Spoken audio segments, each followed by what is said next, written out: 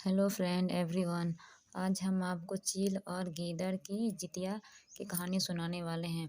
कैसे चील और गीदड़ जितिया का व्रत करती है और किसको इसका फल मिलता है, एक बार सुन ले जरूर। चलिए फ्रेंड, हम स्टार्ट करते हैं जितिया की कहानी। सालों पहले नर्मदा नदी के ठीक पास कंचनवटी नाम का एक नगर बसा हुआ था। वहाँ राजा मलय केतु का शासन था। कंचनवटी नगर के पास में ही एक रेतीली बालूहट्टा नामक जगह थी, जिसके पास में एक बड़ा सा पेड़ था। उस पेड़ में एक चील रहती थी और नीचे एक गीदड़। दोनों में बहुत गहरी दोस्ती थी। एक दिन दोनों ने सोचा कि सारी महिलाएं जितिया व्रत करती हैं, तो क्यों न हम भी कर ले। इसी सोच के साथ दोनों ने ठान ली कि वो भी अब इस व्रत को करेगी। उन्होंने श्री जितवाहन भगवान को मन में ही नमस्कार करते हुए कहा, हम अपनी पूजा और व्रत पूरी विधि के साथ करेंगे। जैसे ही व्रत का दिन आया तो पास के ही एक धनवान व्यापारी की मौत हो गई। उसको अंतिम विदाई देने के लिए बालूहट्टा ही लाया गया, जहाँ गीदड़ और चील रहते थे। व्रत के दिन गीदड़ ने मरे हुए व्यक्ति को देखा तो उसे भूख लग गई, तो वो खुद को रोक नहीं पाई और मांस खाने की वजह से उनका व्रत उसी समय टूट गया। उस व्यापारी के शव को चील ने भी देखा, लेकिन उसने व्रत के कारण उसे नहीं खाया।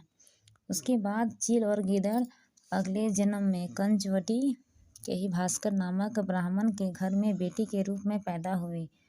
चील का जन्म बड़ी बहन के रूप में हुआ, जिसका नाम शीलवती पड़ा। उनकी शादी बुद्धिसेन नामक लड़के से पिता ने करवाया।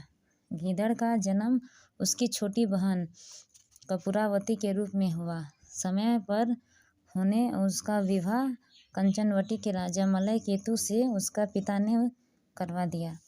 भले ही कपूरावती विवाह के बाद कंचनवटी की रानी बन गई, लेकिन उसे बेटा का सुख नहीं मिला। उसके घर जितने भी बच्चे जन्म लेते थे, वे उसी दिन ही मर जाते थे। ऐसा होते होते कपूरावती काफ़ी परेशान हो गई। इधर उसकी बड़ी बहन शीलवती को 7 बेटे हुए थे। जब उसके सारे बेटे बड़े हो गए तो उन्होंने महल में कार्य करवाना शुरू कर दिया। अपनी दीदी के बेटों को देख कर धीरे धीरे कपूरावती रानी के मन में जलन का भाव पैदा होने लगा।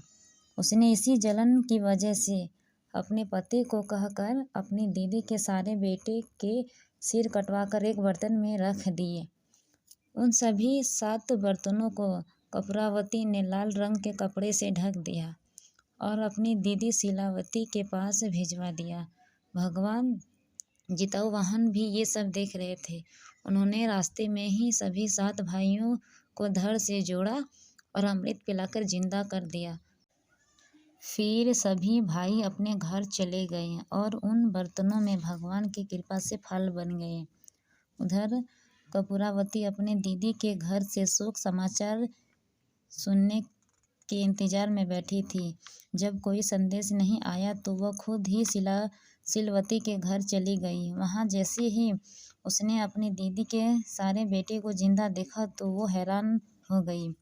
कुछ देर बाद उसने दीदी शीलवती को अपनी हरकत के बारे में बताया।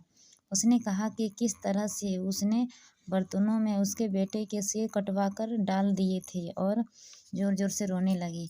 तभी शीलवती ने अपने पिछले जन्म के बारे में बताया। वो अपनी छोटी बहन को उसी पेड़ के पास लेकर गई जहाँ वे दोनों पहले रहते थे।